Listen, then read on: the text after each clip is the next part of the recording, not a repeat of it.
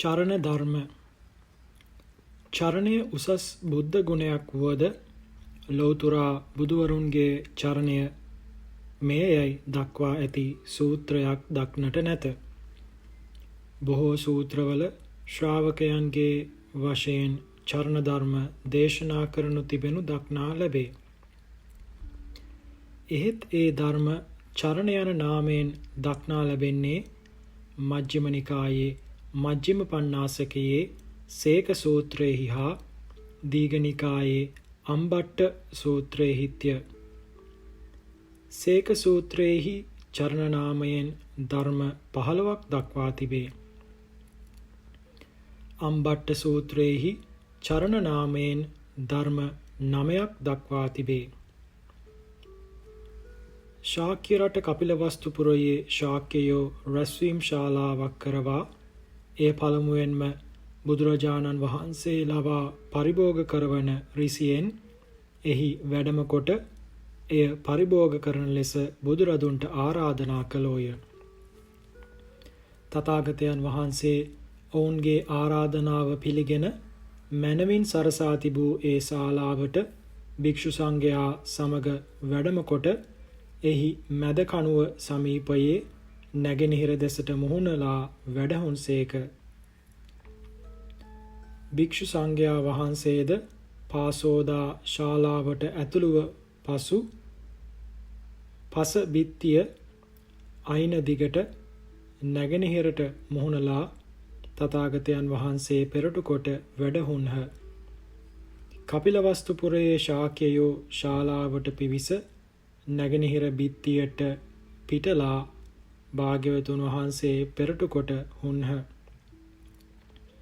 භාග්‍යවතුන් වහන්සේ බොහෝ රැ වන තෙක් ඔවුන්ට දහම් දෙසා සතුටු කරවා ආනන්ද ස්ථවීරයන් වහන්සේ අමතා ආනන්දය මාගේ පිට රිදෙන්නේය.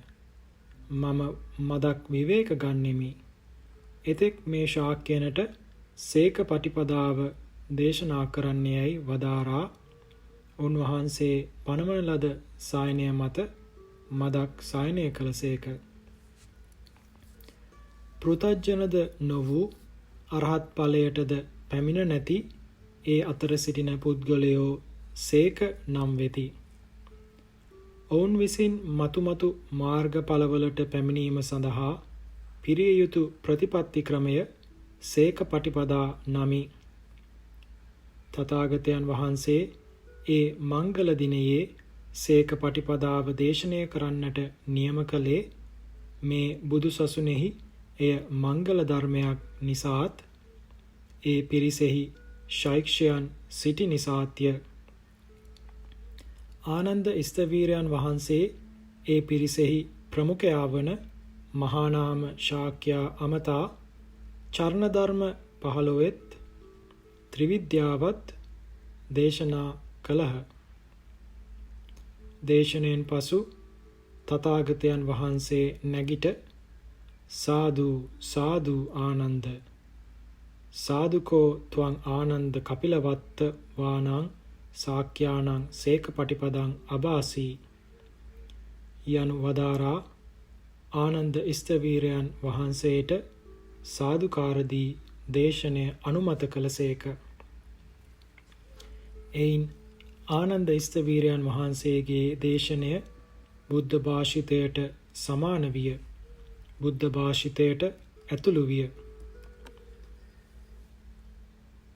මජ්ක්‍ධිම නිකාය සේක සූත්‍රයෙන් යම්පි මහානාම අරිය ශාවකෝ සීල සම්පන්නෝ හෝති ඉදම්පිස්ස හෝති චරණස්මින් යම්පි මහානාම අරිය ශාවකෝ ඉන්ද්‍රියේසු ගුත්ත ద్వාරා හෝති ඉදම්පිස්ස හෝති චරණස්මින් යම්පි මහානාම අරිය ශාවකෝ ජාගරියං අනුයුත්තෝ හෝති ඉදම්පිස්ස හෝති චරණස්මින් යම්පි මහානාම අරිය ශාවකෝ සත්තහි සද්දම්මේහි සමන්නාගතෝ හෝති ඉදම්පිස්ස හෝති චරණස්මින් යම්පි මහානාම අරිය ශාවකෝ චතුන්නං ධානානං අභිචේතසිකානං දිට්ඨ ධම්ම සුඛ විහාරාණං නීකාමාලාභී හෝති අක්කච්චලා ජලාභී අකසිරලාභී ඉදම්පිස්ස හෝති චරණස්මින්.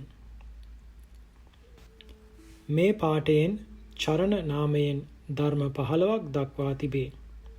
ඒ ධර්මයෝ නම් 1. ප්‍රාතිමෝක්ෂ සංවර සීලය, 2. ඉන්ද්‍රිය සංවරය, 3. භෝජනයේ මාත්‍රාඤ්‍යතාව, 4.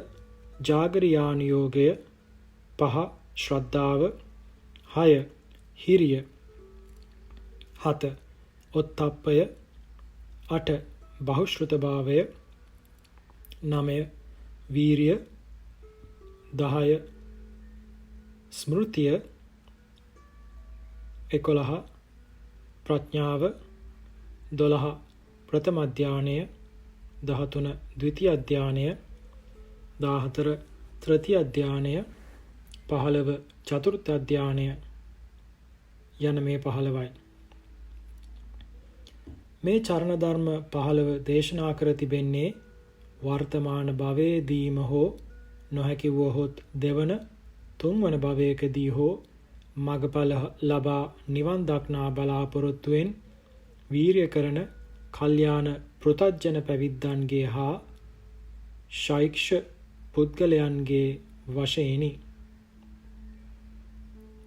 මේ දේශනය කරන ලද්දේ ගිහි පිරිසකටය. ඒ අනුව මේ ප්‍රතිපත්ති ක්‍රමය ගිහියන්ටද සාධාරණ බව කිය යුතුය. ගිහියන් විසින් මේ ප්‍රතිපත්ති ගිහි ජීවිතයට සුදුසුසේ පැවැත්විය හැකිය. තථාගතයන් වහන්සේ බුද්ධත්වයට පැමිණියේද මේ ප්‍රතිපත්ති මාර්ගයෙන්මය.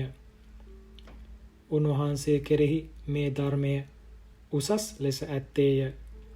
එබැවින් භාග්‍යවතුන් වහන්සේ චරණ සම්පන්න වනසේක. චරණ ධර්මයන්ගෙන් පළමුවැන්න ප්‍රාතිමෝක්ෂ සංවර සීලයයි. ලෞතුරා බුදුවරුන්ගේ සීලය වශයෙන් කිය යුත්තේ බ්‍රහ්මජාල සූත්‍රයේහි චූල සීල, මජ්ක්‍ධිම සීල, මහා සීල යන නම් වලින් දක්වා ඇති සීලයයි.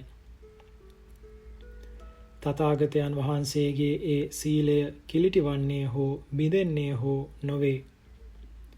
උන්වහන්සේ හැම කල්හි සුපරිශුද්ධ සීලයෙන් යුක්ත වනසේක. ඒ සීල තුනම සාමාන්‍ය ඵල සූත්‍ර ආදීෙහි ශ්‍රාවකයන්ගේ සීලය වශයෙන්ද වදාරා තිබේ. විනය සිකපද පනවන්නට කලින් ශ්‍රාවකයන්ට තිබූ සීලය එයයි. විනය සිකපද පැනවීමෙන් ඒ සීලය වඩාත් පුළුල් කර තිබේ. ඇතැම් තැන් විනයෙහිදී ලිහිල්ව ඇති බවද කිය යුතුය. විනය ක්‍රමයෙන් කියතහොත් සප්ත ආපත්ති ස්කන්ධයෙන් නොෙක්වීම ප්‍රාතිමෝක්ෂ සංවර සීලය යයි කිය යුතුය. සීලය සම්පූර්ණ කරන තැනැත්තා විසින් ආචාර ගෝචර සම්පන්නද විය යුතුය. ගෘහස්ත ශ්‍රාවකයන් විසින් ආජීව අෂ්ටමක සීල, පංච සීල, අෂ්ටාංග සීල, දස සීලයන්හි පිහිටීමෙන් චරණ සම්පත්තිය ඇති කරගත යුතුය. ඉන්ද්‍රිය සංවරය දෙවන චරණයයි. චක්කු ඉන්ද්‍රිය, සෝත ඉන්ද්‍රිය, ගාන ඉන්ද්‍රිය, ජීවහා ඉන්ද්‍රිය, කාය ඉන්ද්‍රිය, මන ඉන්ද්‍රිය කියා ඉන්ද්‍රිය 6ක් ඇත්තේය. ඒවා රූප, ශබ්ද, ගන්ධ, රස, ස්පර්ශ ධර්ම යන අරමුණු චිත්තසංතානයට ඇතුළු වන ద్వාරයෝය. ඒවා සත්වයන් විසින් පිටත ඇති රූප ආදී ආරම්මණයක් සිතට ගන්නා ద్వාරයෝය. ඇස ඇතිනම් ඇසට රූපයන් පැමිණීම, චක්කු ඉන්ද්‍රිය නැමැති දොරටුවෙන් චිත්තසංතානයට රූපයක් ඇතුළු වීම යන මේවා නොවැළැක්විය හැකි කරුණකි. ශෝත ආදී ඉන්ද්‍රියන් ගැනද එසේම කිය යුතුය. සම්මා සතිය යයි කියන යහපත් සිහියෙන් තොරව වාසය කරන්නාගේ සිතට ඇස නැමැති දොරටුවෙන් රූපයන් පිවිස කලෙහි ඒ රූපය හොඳ එකක් වී නම් මේ දෙය මේ පුද්ගලයා ලස්සනය හොඳය කියා තණ්හාව ඇතිවේ. රාගය ඇතිවේ.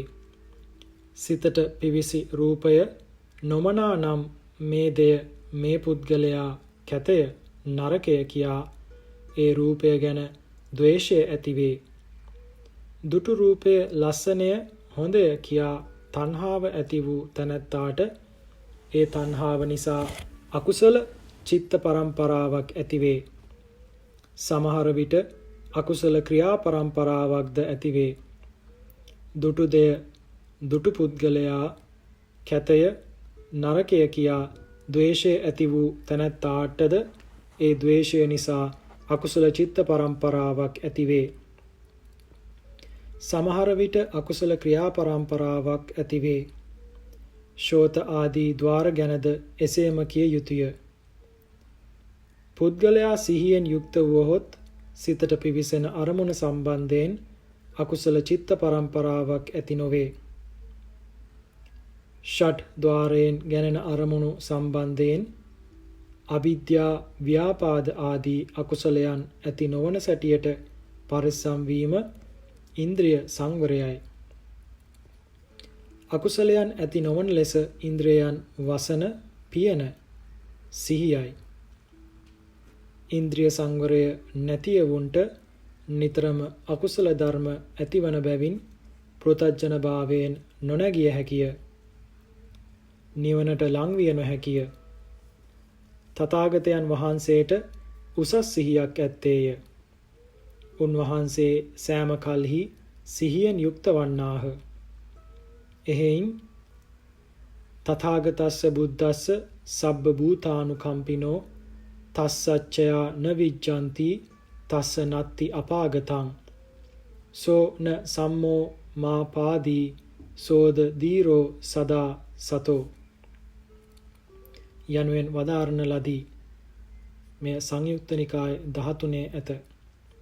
තේරුම සකල සත්වයනට අනුකම්පා කරන්නා වූ ඒ තථාගතයන් වහන්සේගේ ධර්මය ඉක්මවා හැසිරීමක් නැත. අපරාධයක් නැත.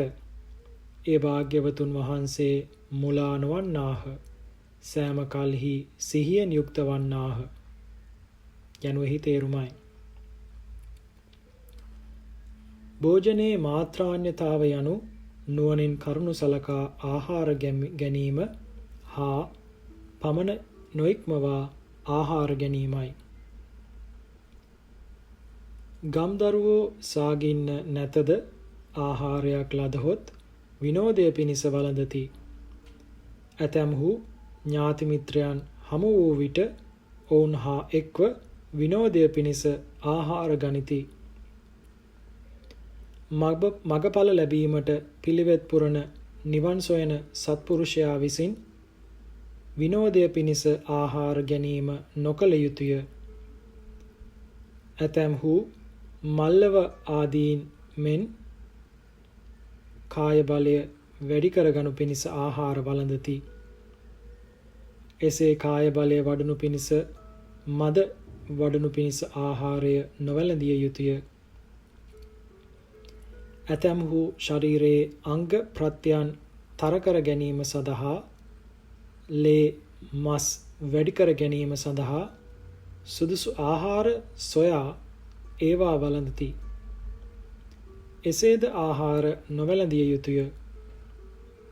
ඇතැම්හු ශරීරයේ පැහැය හොඳ කර ගැනීම පිණිස වැඩි කර ගැනීම පිණිස සුදුසු ආහාර සොයා වළඳති. එසේද ආහාර නොවැළඳිය යුතුය. ආහාරයේ ප්‍රයෝජනය සලකා ආහාර ගැනීම කළ යුතුය. මේ කය පවතිනු පිණිස ආහාර ගත යුතුය. දිවි නොනැසෙන පිණිස ආහාර ගත යුතුය. පීඩා දුරු කරගනු පිණිස ආහාර වැළඳිය යුතුය. ත්‍රිශික්ෂා සංඛ්‍යාත ශාසන ප්‍රතිපත්තිය පිරිය හැකිවීම පිණිස ආහාර වැළඳිය යුතුය. උපන් සාගිනි නැති කර ගැනීම පිණිස හා සාගින්න ඇති නොවීම පිණිස ආහාර ගත යුතුය. ශරීරය හා ජීවිතය චිරකාලයක් පවතිනු පිණිස ආහාර වැළඳිය යුතුය. ලෝකයේ කෙරෙන පව්කම් වලින් වැඩි හරියක් කෙරෙන්නේ ආහාර නිසාය. ආහාරය නිසා රාග ආදී ක්ලේශයෝ ද වැඩෙති. කියන ලද පරිදි නුවණින් කරුණු සලකා ආහාර වළඳින්නහු අතින් ආහාර සෙවීම ආදිය සම්බන්ධයෙන් සෙස්සන් කරන නොයෙක් පව්කම් නොකරන්නේය. රාග ආදී කෙලෙස් නොවැඩෙන්නේය. ඔහු නිවැරදි ලෙස ආහාර වළඳින්නෙක් වන්නේය. දැහැමින් ලද ආහාරය වුවද නුවණින් තොරව තණ්හාවෙන් වළඳන්නහුට පමණට වඩා ආහාර ගැනීමෙන් වන්නා වූද අපත්‍ය ආහාර ගැනීමෙන් වන්නා වූද නොයෙක් රෝගයෝ හටගනිත්. නුවණින් ආහාර වළඳින්නහුට රෝගයන්ගේ තොරව සුවසේ ජීවත් විය හැකිය. සුවසේ ත්‍රිශික්ෂා පරිපූර්ණය කළ හැකි වන්නේය. එබැවින් භෝජනයේහි මාත්‍රාඥතාව චරණ ධර්මයක් වේ. පැවිද්දන් විසින් විශේෂයෙන් භෝජනයේහි මාත්‍රාඥ විය යුතුය. ගිහියන්ටද එසේ වීම සුදුසුය. ආහාර තෘෂ්ණාව ඇතුළු සකල තෘෂ්ණාවෙන්ම සහමුලින් නසා සිටින තථාගතයන් වහන්සේ මේ ගුණයෙන් අනූන බව අමුතුවෙන් කිය යුත්තක් නොවේ. ජාගරියානුයෝගය යනු නොනිදා සිටීමෙහි යෙදීමය. තිරිසන් සත්වයෝද නොයෙක් විට අවදිව සිටිති. මෙහි ජාගරියානුයෝගය යනුවෙන් අදහස් කරන්නේ අවදිව සිටීම මාත්‍රය නොව නොනිදා කාමච්ඡන්ද ආදී නීවරණයන්ගෙන් සිත පිරිසුදු කිරීමය. එනම් සමත විදර්ශනා භාවනාවන්හි යෙදීමය. උපන් නීවරණයට සිතෙහි පවත්වන්නට නොදී එය වහා සිතින් බැහැර කිරීමය. ජාගරියානුයෝගය පුරණ ආර්ය ශ්‍රාවකයෝද කල්යාණ පෘතජ්ජනයෝද හිඳීම සක්මන යන ඉරියව් දෙකින් භාවනාවෙහි යෙදෙමින් සිත පිරිසුදු කරමින් දහවල් කාලය ගත කරති. රාත්‍රියේ ප්‍රථම යාමයත් එසේම ගත කරති. රාත්‍රියේ මධ්‍යම යාමය දකුණු ඇලයට හැරී එක් පයක් මත අනික් පය මදක් ඉදිරියට කොට තබා සිහියෙන් යුක්තව වේලාවට අවදි වීමේ සංඥාව ඇතිව සිංහසෙයියාවෙන් සායනය කරති. පශ්චිම යාමේහි අවදිව සිත පිරිසුදු කරති. එසේ පිළිපැදීම් ජාගරියානුයෝග නම් වේ. මහා බෝධිසත්වයන් වහන්සේ ජාගරියානුයෝගයෙන් ලෞතුරා බුදු බවට පැමිණියහ.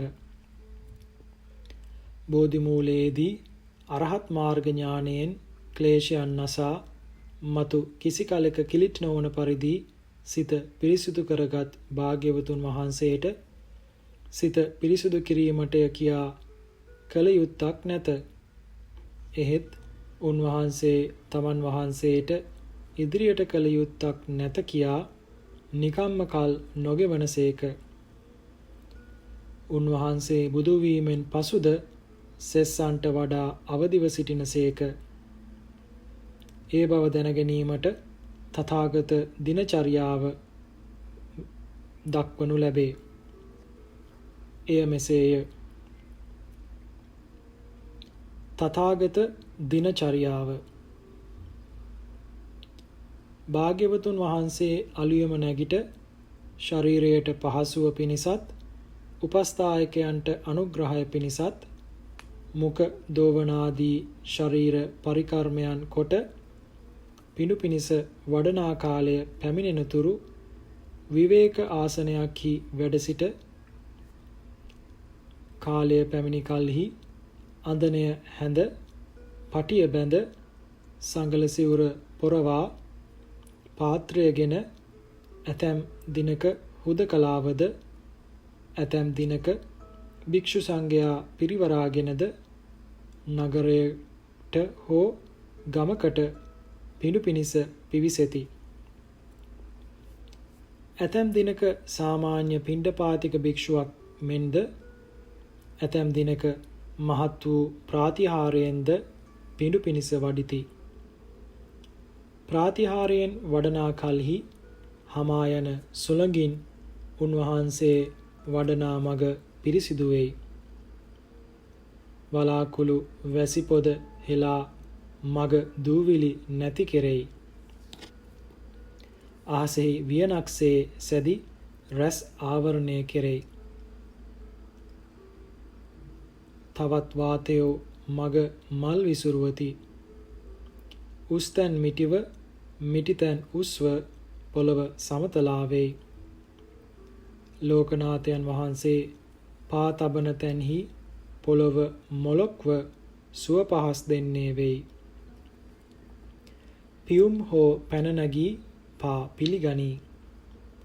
තථාගතයන් වහන්සේ ගමට පා තබනු සමගම උන්වහන්සේගේ ශරීරයෙන් සවනක් බුදු රැස් විහිද රන් රස වගුරුවන්නාක් මෙන් නානා වර්ණ වස්ත්‍රයෙන් වසන්නාක් මෙන් ගෙවල් ආදිය අලංකාර කෙරෙමින් ඔබ මොබ යන්නට පටන් ගනී. හස්ති අශ්ව ආදීහු හඬ නගති. බෙර වීණා ආදියෙන් ඉබේම හඬ නගින්නට පටන් ගනී. මිනිසුන් පෙළෙන අබරණ වලින් හඬ නික්මෙන්නට පටන් ගනී. ඒ ලකුණු වලින් තථාගතයන් වහන්සේ වඩනා බව මිනිස්සු දැනගනිති. ඔව්හු මනවින් හැඳ පැළඳ සුවඳ මල් ආදියගෙන වීදිවලට බසිති. ඔව්හු භාග්‍යවතුන් වහන්සේට සුවඳින් මලින් පුදා වැඳ අපට 10 නමක් අපට 20 නමක් යනාදීන් කියා තථාගතයන් වහන්සේගෙන් භික්ෂූන් ලබාගෙන භාග්‍යවතුන් වහන්සේගේද පාත්‍රයගෙන තම තමන්ගේ නිවෙස්වල අසුන් පනවා වඩා හිඳුවා භික්ෂු සංඝයා සහිත තථාගතයන් වහන්සේට මනවින් සත්කාර කෙරෙති. භාග්‍යවතුන් වහන්සේ වළඳා අවසානයේ ඔවුන්ගේ సంతාන බලා ඔවුනට සුදුසු පරිදි දහම් දෙසන්නාසේක. දහම් අසා ඇතමෙක් සරණාගමනේහි පිහිටති. ඇතමෙක් පංචශීලයේහි පිහිටති. ඇතමෙක් සෝවාන් ඵලයේහිද ඇතමෙක් සකදාගාමි අනාගාමි ඵලවලටද පිහිටති. ඇතමෙක් පැවිදිව අරහත් ඵලයේහි පිහිටති. මෙසේ ජනයාට අනුග්‍රහ කොට වෙහෙරට වැඩම කොට භික්ෂූන් වළඳා අවසන් වනතුරු තථාගතයන් වහන්සේ මණ්ඩල මාලයේ පනවන ලද බුද්ධාසනයේහි වැඩ හිඳින්නාසේක. භික්ෂූන් වහන්සේ වළඳා අවසන් බව උපස්ථායකයා විසින් බුදුරදුන්ට සැලකල කලෙහි උන්වහන්සේ ගඳකිලිය අභියස පනවන ලද අසුනේහි වැඩහිඳ පාද සෝදා ගඳකිලියේ පඩිය මත සිට භික්ඛවේ අප්පමාදේන සම්පාදේත දුල්ලභෝ බුද්ධෝපාදෝ ලෝකස්මින් දුල්ලභෝ manussත්ත පටිලාභෝ දුල්ලභා කන සම්පatti දුල්ලභා පබ්බජ්ජා දුල්ලභං සද්ධම්ම සවණං යනුවෙන් මහණෙනි අප්‍රමාදයෙන් මහණදව් පුරව. බුද්ධ උපාදය දුර්ලභයි. මනුෂ්‍යත්වය දුර්ලභයි. ෂණ සම්පත්තිය දුර්ලභයි. පැවිද්ද දුර්ලභයි. සද්ධර්ම ශ්‍රවණය දුර්ලභයි. යයි භික්ෂූන්ට අවවාද කෙරෙති. එහිදී ඇතැම් භික්ෂූහු කමඨහන් අසති. භාග්‍යවතුන් වහන්සේ ඔවුන්ගේ චර්යානුකූලව කමඨහන් දෙති. ඉක්බිති සෑමදෙනා වහන්සේ භාග්‍යවතුන් වහන්සේ වැඳ තම තමන්ගේ තැන්වලට යති. ඇතමෙක් ආරණ්‍ය වෘක්ෂ මූල ආදියට යති. ඇතැම් 이르දිමත් භික්ෂූහු දිව්‍ය ලෝකවලටද යති. තථාගතයන් වහන්සේ ගඳකිලියට පිවිස මදක් සැතපී විඩා සංසිඳුවා නැගිට දෙවනවර ලෝකය බලන්නාසේක. තුන්වන වරට සවස් කාලයේ තථාගතයන් වහන්සේ වෙත දහම් ඇසීමට පැමිණෙන්නවුන් බලන්නාසේක. ඔවුන් පැමිණි කල්හි තථාගතයන් වහන්සේ ධම්සභා මණ්ඩපයට වැඩවදාරා ඔවුනට සුදුසු පරිදි බණ වදාරා සුදුසු කල්හි ඔවුන් යවන්නාසේක.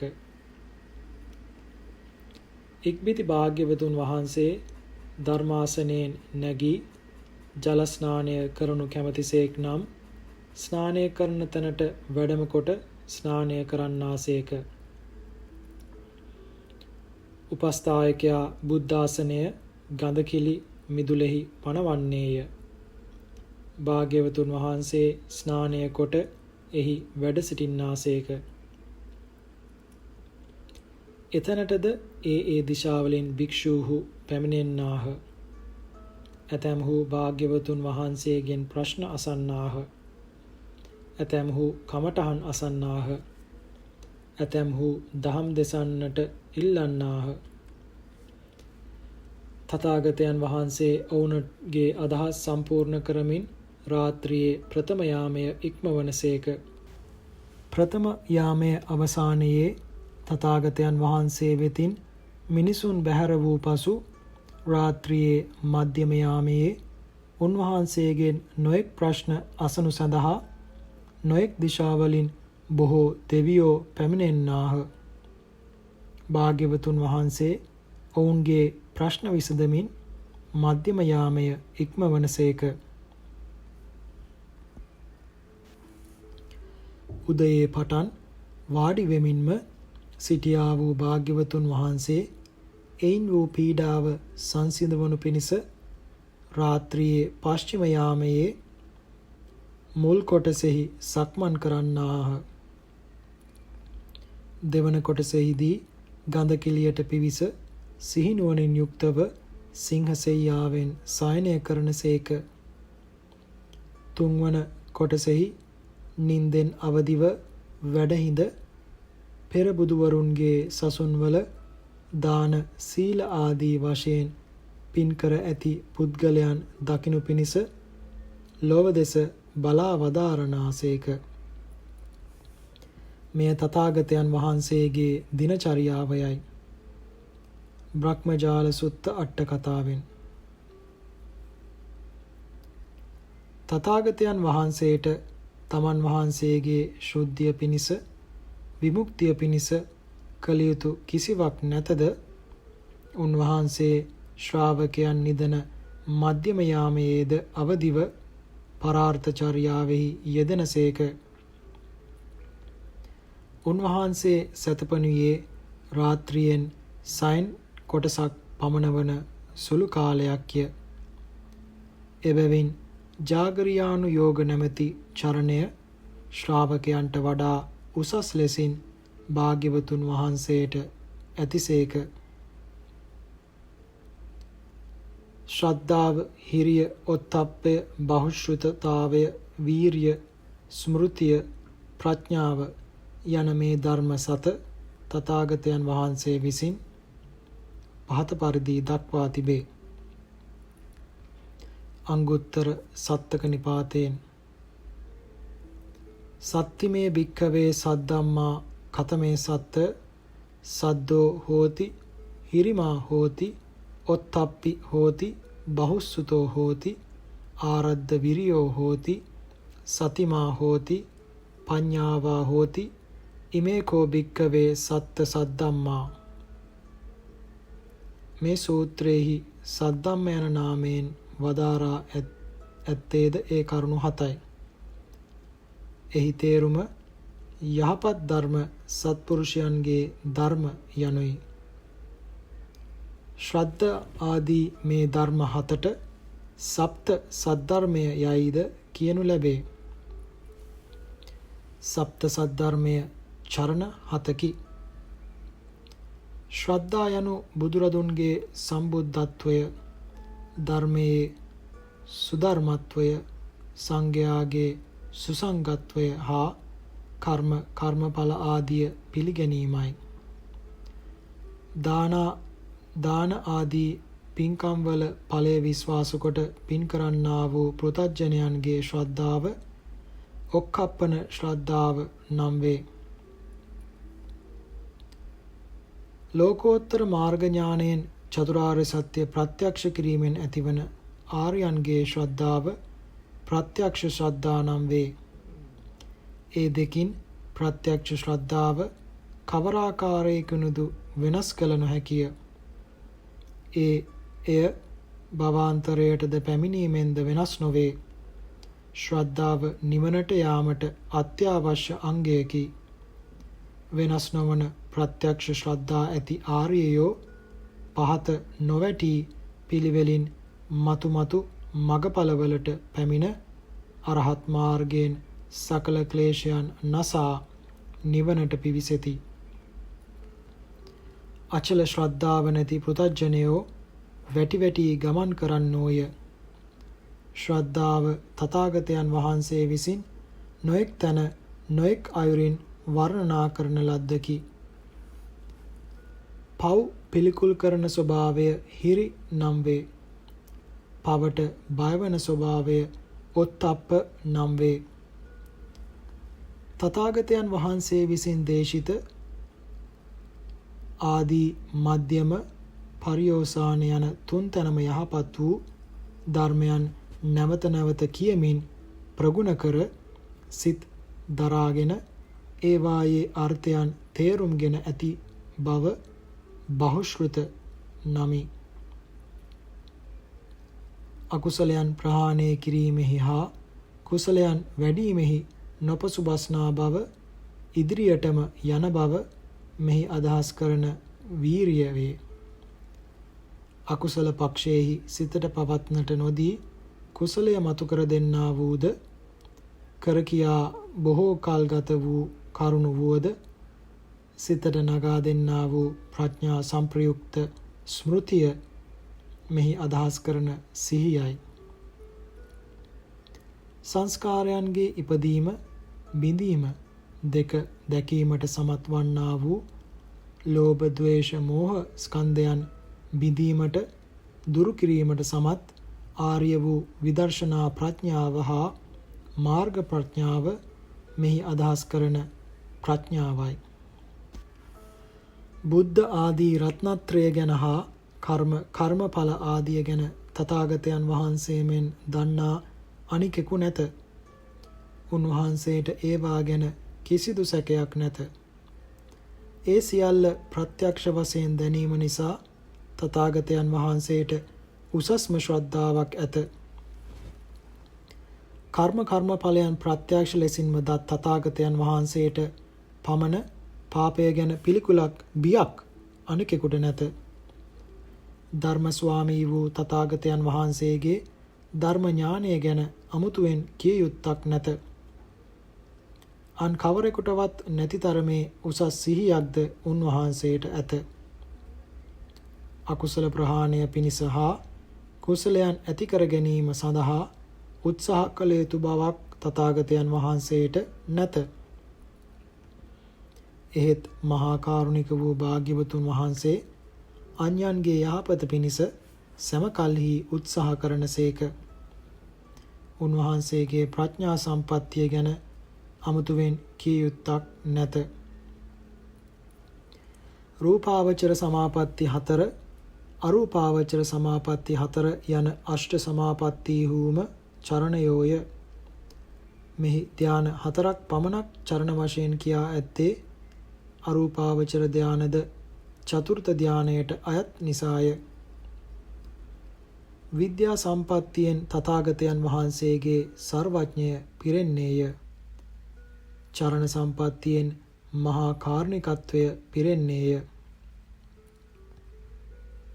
උන්වහන්සේ සර්වඥතා ඥානයෙන් සත්වයන්ගේ අර්ථ අනර්ථයන් දැන වදාරා මහා කරුණාවෙන් අනර්ථයන් දුරුකොට සත්වයන් අර්ථයෙහි යොදවන්නාහ.